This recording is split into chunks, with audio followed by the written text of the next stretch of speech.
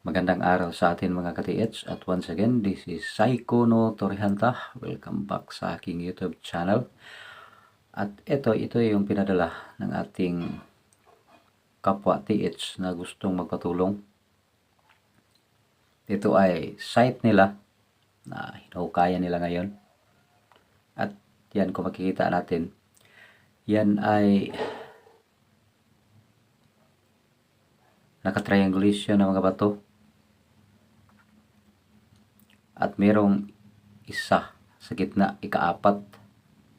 At dito sa harap, merong eye marker or mata na sign na nakatingin dito sa turtle marker. At dito sila banda nagkukay mga ka-TH, in-explore nila ang nakatriangulation ng mga bato.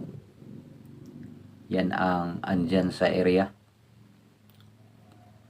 At ngayon, explain ko sa inyo. Isa-isahin ko ang lahat ng mga markers na andyan sa area nila. Kung makikita natin dito sa nakatriangulation ng mga bato mga ka-TH, yan ang una nilang hinukay. Kaya ang ganitong klaseng pag-explore mga ka-TH, ito ang napakaganda. Dahil pinalitaw nila lahat ang mga bato na andyan sa palibot. Yan ang gawin ninyo sa ibang mga TH hunter na mga baguhan. Yan ang gawin ninyo. Palitawin ninyo ang lahat ng mga markers sa palibot bago kayo maghanap ng ibang mga marker sa palibot para matukoy ninyo ang tamang spot. Yan ang una ninyong gawin. Huwag ninyong kunin lahat mga markers. Hukayan ninyo ang mga palibot na mga bato katulad dito. Nilinisa nila ang palibot. Kaya yan ay napakagandang setup mga ka-TH bago picturean. At dito kung makikita natin sa turtle marker, nagkahiwalay ang ulo mga ka-TH. Alam nyo ba, meron din akong na-vlog na katulad nito, paghalintulad sa markers na ito. Nagkahiwalay ang ulo. Dito tayo, unang tingnan natin ang mga markers na nakaukit sa turtle marker sa likod mismo. Yan, kung makikita natin, merong letter C. At dito, merong mga lines mga ka-TH. Yan. Yan ang pinaka-importanteng mga markers na dapat natin bantayan. Dahil yan ang nagtuturo ng tamang spot. Kahit lines yan mga ka-TH. Dito ang isang lines. Yan. Sa kanan na bahagi. At dito patungo ang isa. At yan ang letter C. Na ang puntarya lahat niya mga ka-TH dito sa pinakaulo ng turtle marker. Dito. At kung makikita natin, ang turtle marker, yan ay naghugis triangle mga ka-TH. Yan. Kaya, ito ang ating tingnan. Dalawa ang ating tingnan na possible area na dapat natin paghukayan. Either dito sa naka-triangle na mga bato at dito sa pinakaulo ng turtle marker. Dalawang spot ang titingnan natin. At ito yung malapitan na kuha sa likod ng turtle marker. Yan ka-TH. Yan ay figurized pointers. Ito ay letter C mga ka-TH. At dito ang mga lines. Yang letter C, kapag binuhusan mo yan ng tubig, dito dadaan yan mga ka-TH. Sa pinaka-ulo ng markers. Kaya, yan ang unang spot na hukayan sa may-ari ng mga pictures na ito. Yan ka-TH ang una mong i-explore. Ang area na yan. Dito banda. Sa pinakaulo ng turtle marker. Mamaya, i-explain ko sa inyo kung bakit nasabi ko yan. Meron akong area na yan. na ipapakita ko sa inyo at ipaliwanag ko, maghalintulad sa mga markers na ito. Diyan ang unang spot sa pinakaulo ng turtle marker, at yung ikalawa doon sa naka-triangulation ng mga bato. Tingnan ninyo kung merong mga secret arrow or lines doon katiits. Importante yung drill hole, yung pinakamaliit na dot na nilagay ng mga Hapon. Yan ang tuturo ng tamang spot. Possible kasi ang ganitong klase ng mga markers ay mga decoy sign, pero kapag nakita niyo na ang mga secret marker ng mga Hapon na merong mga arrow, mga lines, X, C, na may mga drill hole mga katiits, yan ang tamang spot. Yan ang ating bantayan. Pero nagbibigay lang ako ng partial decoding, unang pagtuturo. Kaya hukayan ninyo dyan banda kung meron kayong makikitang mga drill hole na mga nakamark sa mga bato na merong combination of sign katulad ng mga X, arrow, mga triangle, mga box marker na merong mga drill hole, mga lines na merong mga drill hole. Yan ang tingnan natin at i-explore natin yan, ang area na yan, dahil yan ang tamang spot. Ito ay paunang decoding lang na i-explore nyo dyan banda para makuha natin ang iba pang mga markers na andyan sa area. Dahil ito ay interpretation mga katiits in logical technique. Hindi naman tayo kasama ng mga Hapon. Actually, mayroon tayong mga mentors na nakasama namin dito sa aming area ng mga Japanese. At mentors rin na mataas na ang experience sa larangan ng treasure hunting. At ako na mismo, pinatunayan ko na ang ganyang klase ng mga markers, yan ay mga pointers mga katiits. Kaya tingnan talaga natin, imbestigahan natin ang lahat ng mga markers sa palibot. Gumawa tayo ng mga opsyon kung saan tayo banda magkukay. Yan ang una.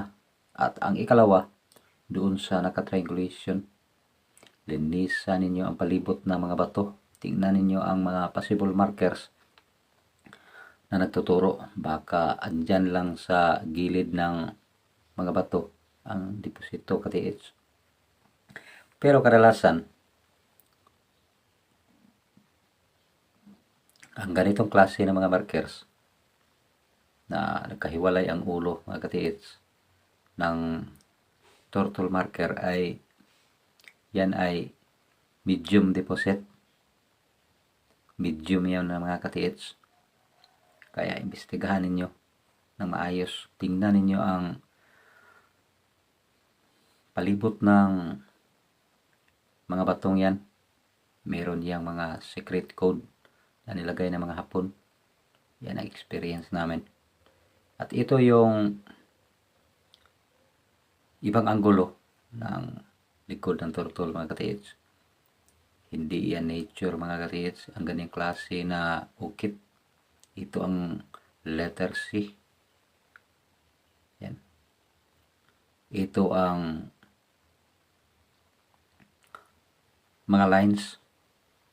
Kaya kung tingnan natin ang letter C, yan ay nagpoint ng entrance mga katiits. Kaya dalawa ang opsyon natin sa ganyang klase na area. Ito yung pinakaulo ng turtle marker katiits. Yan. Nagkahiwalay. Hindi yan bahagi ng batong yan. Ibang bato ito.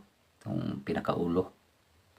At kung hindi ako nagkamali, sa aking tingin, talasan ninyo ang inyong mga mata katiits. Tinanong ko ito sa may-ari kung bilog ba ito. Diyan. Sabi niya, hindi masyadong klaro. pero bilog yan. Pero sa tingin niya, parang nature daw. Yan ang dapat nating tingnan. Dahil kung circle man yan ka-TH, yan ang tamang spot. Yan ang tamang area. Kaya dyan ang unang explore. Sa may-ari ng picture na ito, i-explore ninyo yan ka-TH dito banda. Yan ang hukayan ninyo sa gilid ng batong yan. Tanggalin ninyo ang pinakaulo ng turtle marker at tingnan ninyo kung ano ang iba pang mga secret sign na nakaukit dyan sa pinakaulo. Ito ay area ko ka-TH. Kaya ko nasabi na ang spot ay ang pinakaulo. Magkahalintulad ito sa pinadala ng ating kapwa ka-TH na nagkahiwalay ang ulo. Ito yung pinaka buong bato mga ka-TH. Ito. At yan ang nakita namin na merong isa pang bato na nakahiwalay. Yan.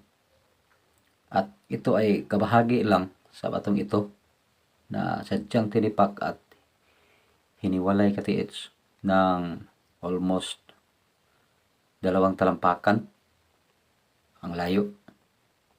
Ito ang pinaka-main na bato na napakalaki niyan mga ka-TH. Halos 2 metro or 3 ang sukat ng batong yan. At dito sa isa pang bato na andyan sa kanyang unahan mga ka-TH na nagsilbing aro or ulo. Nagsilbing ulo ng batong ito.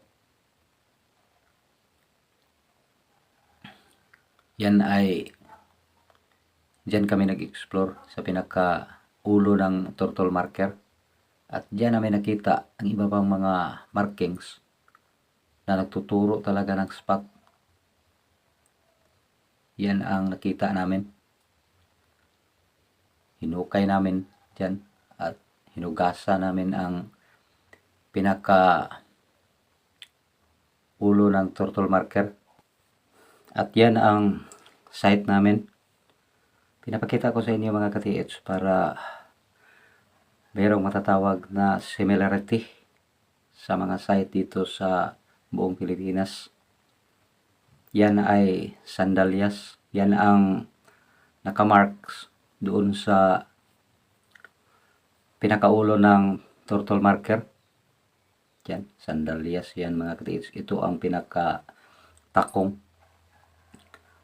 na box marker. At ito ang buong bahagi ng sandalias. Ito. At kung makikita ninyo dyan, merong 5 dots. Hindi masyadong malalim. Yang tinuro ng kahoy. Bilugan ko. 5 yan mga ka-TH na nagpapahiwatig ng distansya. Either lalim or distansya galing sa pinakaulo ng turtle marker. Kaya yan ang tinitingnan namin. Either depth or distance ng items. Kaya yan ang tingnan. At linisan ninyo ang pinakaulo ng pagong ka-TH. Baka mayroong secret marker. At yung sinasabi kong nakatriangulation ng mga bato, possible, yun ay markers, pinaka-main markers. At i-explore din natin. At yung pinaka-turtle din, pinakaulo. Yan ang tingnan ninyo sa may-ari ng mga pictures na ito. At yan lang po. Maraming salamat sa panonood at pagtitiwala ninyo dito sa channel ko. Kahit papano mga ka-TH, ang lahat ng aking sinasabi dito sa aking YouTube channel ay magkaroon ng kaunting kaliwanagan sa lahat ng mga TH hunter natin dito sa Pilipinas. At yan lang po. God bless sa ating lahat.